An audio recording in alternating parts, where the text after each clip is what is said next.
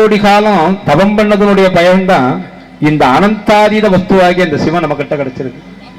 இதை வச்சு படைக்கணும். நாமெல்லாம் தினம் ஒரு பொழுதாவது சிவ சிவ அப்படின்னு சொல்லிட்டு நம்ம காரியத்தை பார்க்கலாம். ஒரு சின்ன கதை சொன்னா உங்களுக்கு புரியும். கவனிக்கிறீங்களா? கதை கேட்கறீங்களா?